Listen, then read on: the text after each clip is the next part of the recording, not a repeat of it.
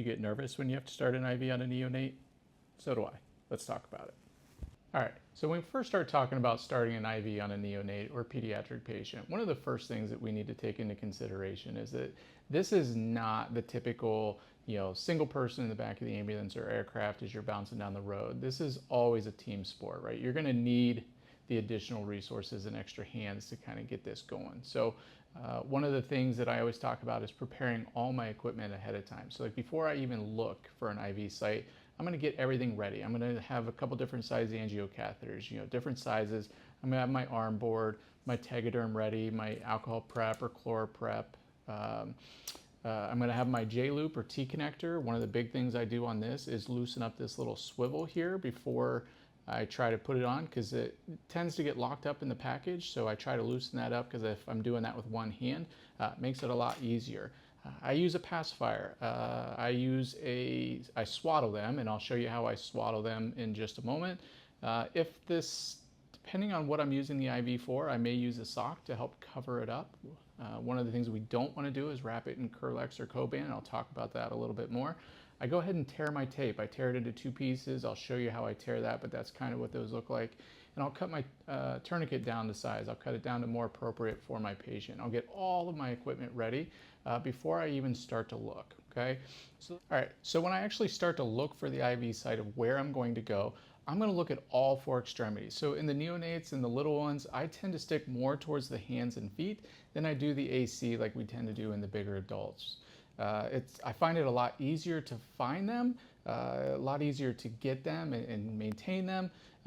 Think about the AC. If we put one in the AC, we can't get our adults to keep their arms straight, let alone an infant or neonate, even with an arm board. So I tend to put it in the hands or feet. I have much better success that way, and I'll talk through the process of how I do that.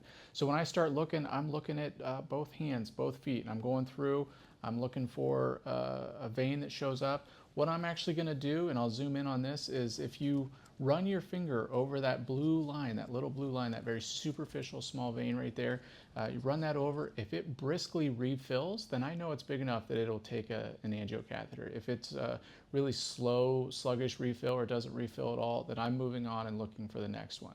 Now right here, I got a really great one that refills pretty quickly, but what I'm going to keep doing is I'm going to keep on looking, making sure I don't find something even better, because I want to set myself up for the most amount of success, right? This is something I would like to only do one time if possible. So I'm going to check out my feet. Okay, I got something, but not quite as good as this one. So this is the one I'm going to go for, okay? So I'm going to set up my patient and get all my equipment ready to go for this. The first thing I'm going to do is swaddle this patient. All right, so when I go to swaddle them, I take a receiving blanket. We carry these, but you can use any blanket or sheet or towel that you need. Typically what I'll do is I will hold it up, and I'll kind of lay it drape down like I would if I was doing a bandana, and I just lay that down on the bed next to them, okay? And then what I want to do is I'm going to lift them onto it, okay?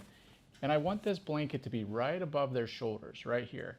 And I'm going to start with this side, and I'm going to come all the way across. And since I'm going to go here, I'm going to leave this arm out. I'm actually going to roll them and tuck this underneath them, allowing their weight to kind of hold that. Then I'm going to cinch this down. I'm going to pull this as tight as I can while still keeping them comfortable there. And then I'm going to fold up the legs here, and I'm going to bring this side around here, kind of bring it up into that armpit, coming all the way around up and over that shoulder, and then I'm going to roll them again and tuck that underneath. And now their weight is helping hold all that, and their body and legs are all one unit, and then I just have the arm over here, okay? So then I'm going to have my team kind of help me hold the baby.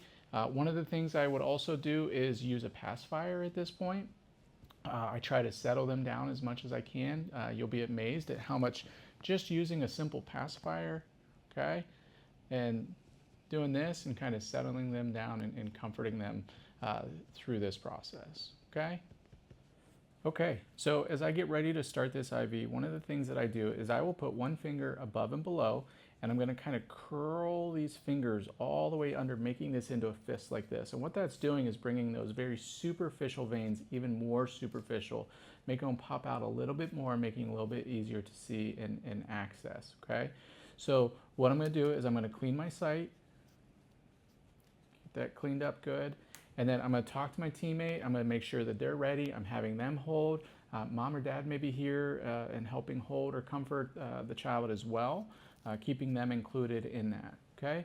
So as I'm ready, my site is cleaned. I've got one finger above and below and kind of stabilizing the arm, but also pulling some tension on the skin, bringing that up. Again, I've got the fingers curled under and supporting that. And when I come in to do this IV, in the adult patient, I'm gonna come in at an angle, and then I'm gonna pop through, get that flash, I'm gonna kind of level out, and then I'm gonna advance that. I can't really do that here because these are so superficial and these are such tiny veins that I'm actually coming in really in line with this, right in line with it, okay?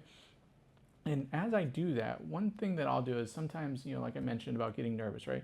Sometimes when I'm starting an IV, my hand tends to shake like this a little bit, especially on an infant or neonate, with everyone watching and wanting to do this only one time. So what I'll do is the way I hold this is oftentimes I'll kind of brace against my thumb here and kind of stabilize as I'm coming in, okay? I've got this all cleaned up. My team's ready to go. And as I'm coming in, I'm gonna poke through the skin.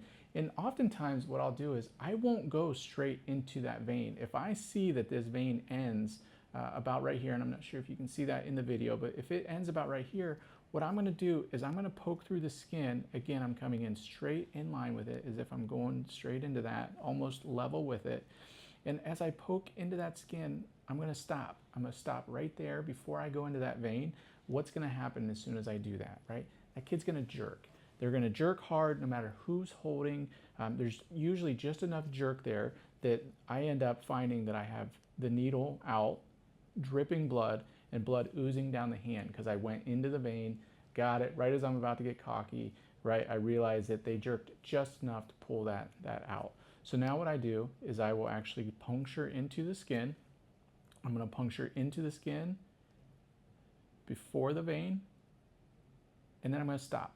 I'm gonna hold with all my might because these kiddos are strong. You'll be amazed at how strong those little fingers are trying to get out of there.